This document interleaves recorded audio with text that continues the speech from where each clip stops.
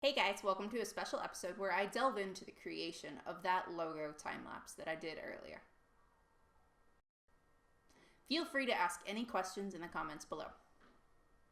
First, I started off by using the shape tool to create the basic structure of the dock. By clicking on the individual anchor points, I use the shift key and my arrow key to move back the points of my rectangle closer together symmetrically. This helps me create perspective while keeping a very geometric and symmetric shape for the center of my logo. Now that the top of the dock is created, I will use narrow rectangles to create depth of the wooden planks.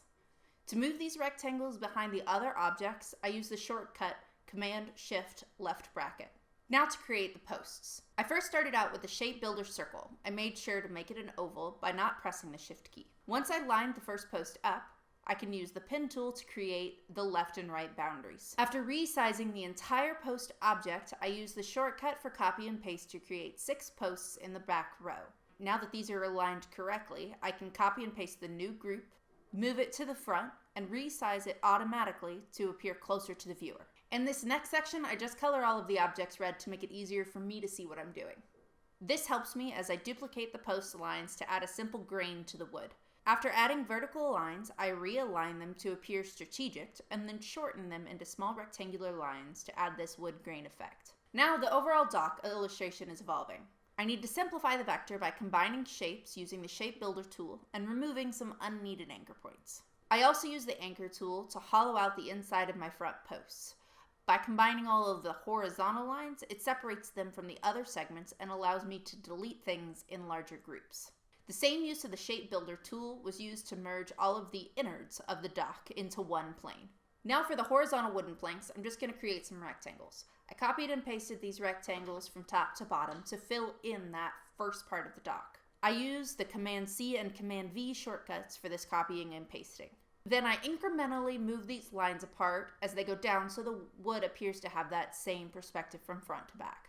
For the highlights and that rustic feel within the planks, I create shapes and then use the shape builder tool to remove sections of these lines or rectangles that run in between each plank. Now to move an individual anchor point that I don't like, I just press A, which is the shortcut for the direct selection tool, and then I click the anchor and move it accordingly.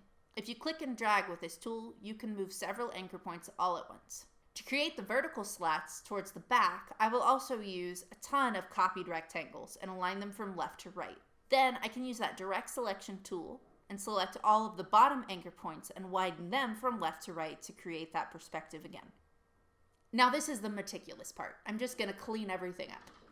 I clean up the individual anchor points and use the shape builder tool again to remove any unneeded sections from the vertical rectangles. Once the shapes are all merged and deleted, I will use the direct selection tool to refine the highlights to make it appear a little more realistic and along with my style. Now the object is becoming quite complex. So as I simplify the vector and merge these shapes using the shape builder tool, you will see that this calculation takes more and more time.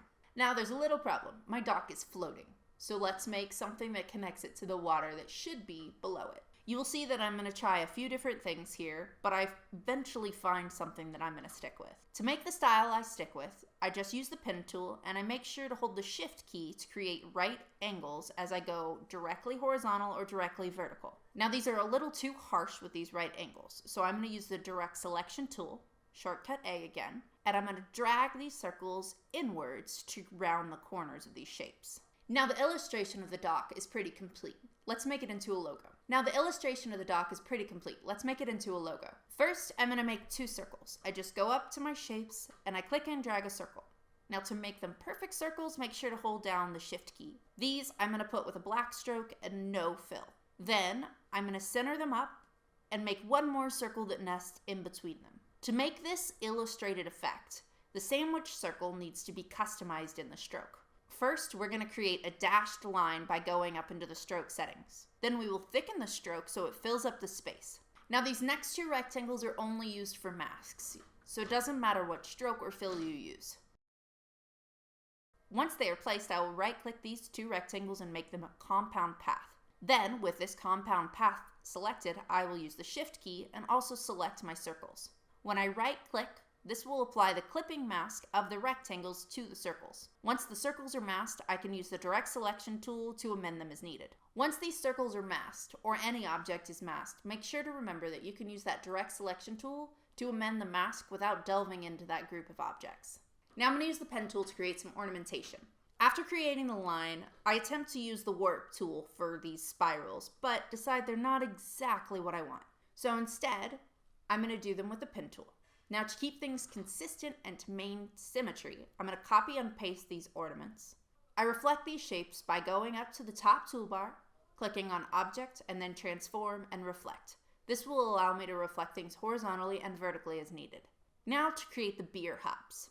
We're going to grab a shape, make a circle, and click Shift so it's a circle and not an oval. Then I use these shapes, align them, and use the Shape Builder tool to merge the intersections I want to keep. After deleting everything else, I can make this hop and align it using the copy and paste.